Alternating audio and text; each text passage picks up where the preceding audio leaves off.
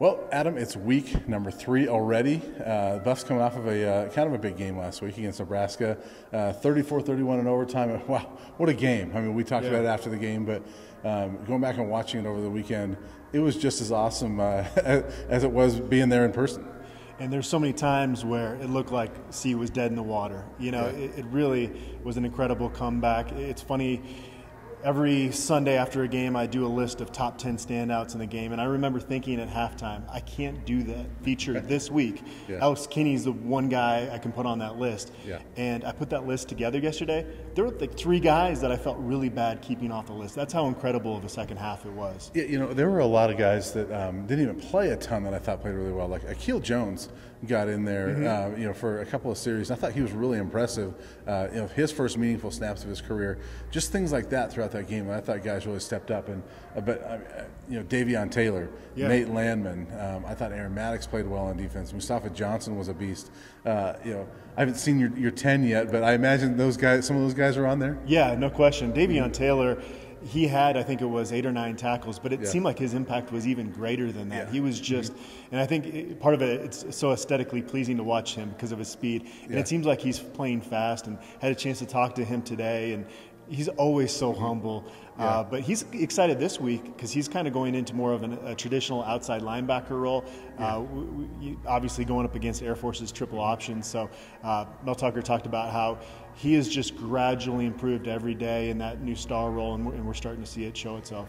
Well, I think with Davion, a lot of times you'll see an 8-tackle game from somebody, and maybe it was 8 tackles that were 8 yards downfield. It seemed like every one of his tackles was impactful and like a big hit. And so, yeah, he was impressive the other day. You know, Nate Landman, I thought kind of had a quiet 14 tackles, but man, you go back and watch it, and all of his tackles were impactful as well. There were so many guys on defense, and that was the biggest question mark coming into this season. And at halftime of CSU, I thought, oh boy, this defense is in for a long year. But the last 6 quarters, I think they played pretty well.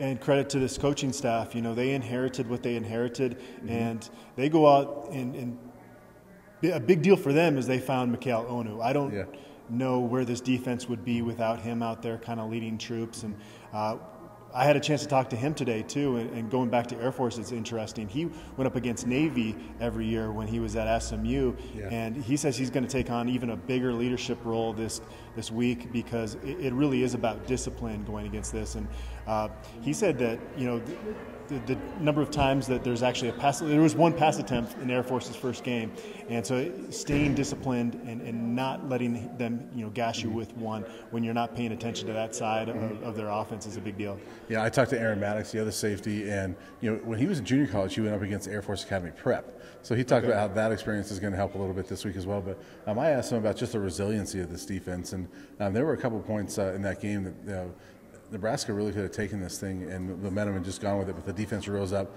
played well. He talked about how this entire team is just taking on that Mel Tucker mantra of just, hey, just get out there and play the next play, forget about it. And I think it's been pretty impressive. Yeah, and we've also heard Mel Tucker talk about the 24-hour rule.